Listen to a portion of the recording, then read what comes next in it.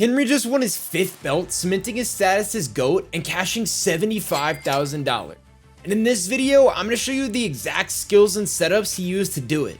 But first, make sure to slide down beneath and hit the subscribe button so you never miss a video.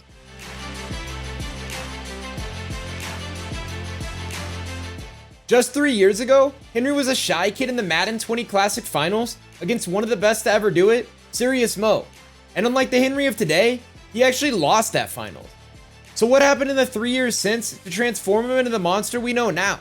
The first skill Henry attributes his success to is his elite clock management. Pretty much what happened, a lot of it is clock management, I'd say. You know, almost every game I've won recently is always coming down to like some last minute stuff. So my game management is like the biggest thing. You know, I've always had the skill, and my game management was what was lacking before. We can see that on display during his wildcard finals money drive versus Mr. Football. Henry got the ball with 4:14 left in the 4th quarter. Using his poise and elite clock management, he was able to milk the entire clock in the game and come away with $75,000 and belt number 5.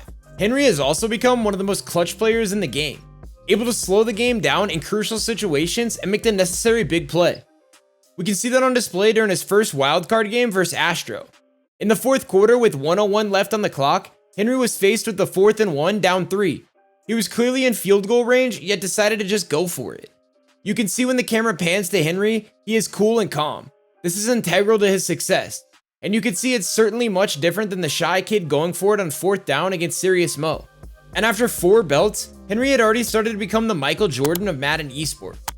People fear his name, and they often make mistakes overextending and handing him the game. We can see that on display against Colt. Henry found himself in a tie game with his opponent on a money drive, looking to use all the time. Henry had to make a play, and he did, forcing Cole into a mistake. You can hear Henry say, "I was going for a tackle, but I'll take it." This happened throughout the tournament. Opponents handed Henry the game by simply trying to play too loose. There's really no reason for Cole to be passing here. It's 2nd and inches, and on the previous play, he had almost a 10-yard run. He needs to chew clock here, yet chooses to pass, just clearly overthinking the situation. We can see this on display again in the finals. It was a tie game heading into the 4th, and Mr. Football had the ball and control of the game, when for some reason he decided to just chuck up an inaccurate pass downfield that was easily intercepted. There was no reason for him to throw this ball deep. It was a tie game, and 88 had control of the ball with under 4:30 to play. He should have played more conservative offense and tried to take as much time off the clock as possible. Instead, he gave Henry the ball and a chance to control the clock and grab the win. As we can see, this is literally the difference between winning and losing.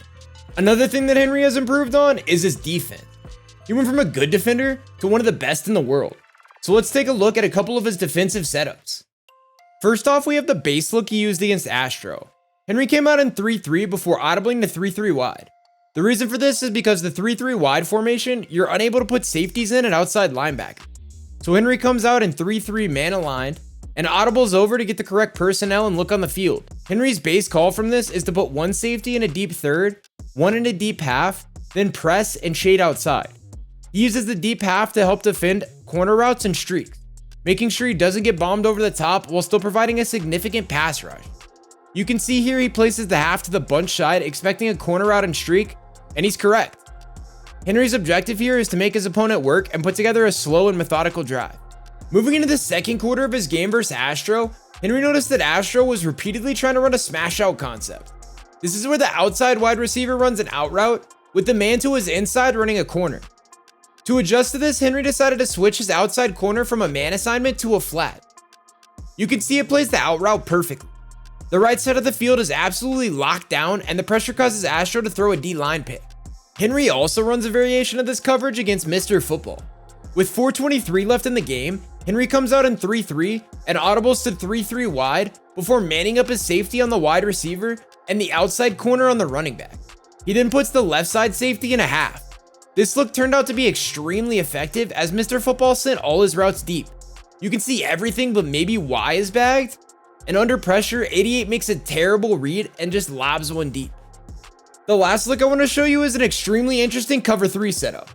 For this one, Henry comes out in the 3-3 NB safety package, man aligned, before audibling to 3-3 wide. He then puts his weak side safety in a right 3rd, his strong side safety in a middle 3rd, and plays the left 3rd with his user.